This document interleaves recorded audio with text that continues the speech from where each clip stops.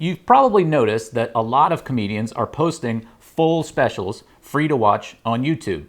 Some are internationally known, like Todd Barry, Gillis, or Rife. Some are less well known, like Van influencer Dave Stone or Alice Hamilton with her brilliant 30-minute Sex Criminal. It's so much work to come up with a special that doesn't just work, but works together. It's a piece of art that represents years of someone's life.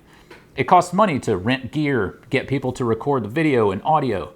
Why would these performers put stuff on YouTube with no guarantee that they'd get paid for it? Of course, each performer's motivation is different, and I don't know these people personally, but I have been through the process of film distribution that included some conversations with the companies where stand-up usually lands. My impression of the streaming landscape is that it has developed a condition known as Inhiification, a term coined by Cory Doctorow. The streamers have been taken over by finance bros and private equity, which means that any consideration for artistic merit is gone in favor of shareholder benefit.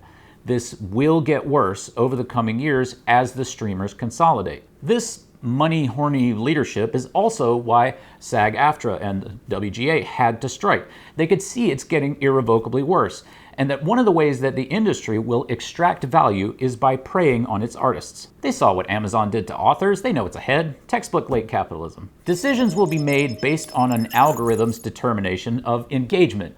There will be no artistic curation. Now, you could say I'm just a bitter old man who is mad that he never got the recognition he deserved, and if you did, you'd be absolutely right. But people who have gotten all that recognition, and rightfully so, are feeling the same thing.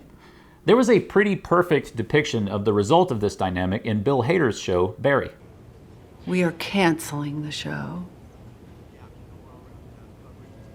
What?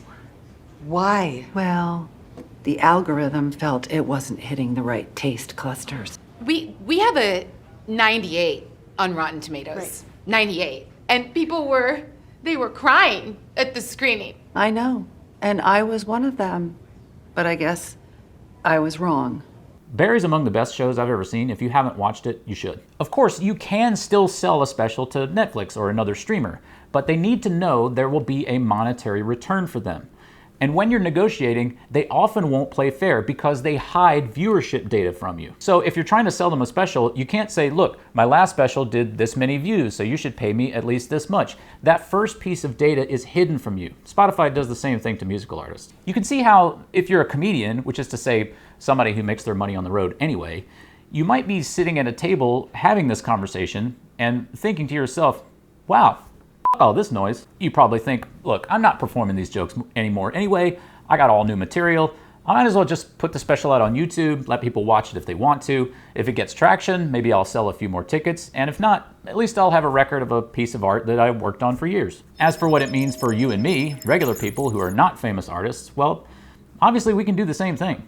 We can come up with an hour of material, film it, and put it on YouTube. If it gets enough engagement, we could end up with a Netflix deal later on down the road. We've seen this happen for a couple of people. But if you're able to make a YouTube special get traction as an unknown, it will most likely be because of engagement decided by an algorithm. You will be tempted when you see the analytics to do more algorithm-friendly material, or to put it another way, it will help if your comedy makes people mad. If you go that route, it will make your art worse. It'll also look very dated in a few years when the current cruelty wave crashes. Go back and watch some comics from the 80s, 90s, 2000s. Who looks dated and who holds up?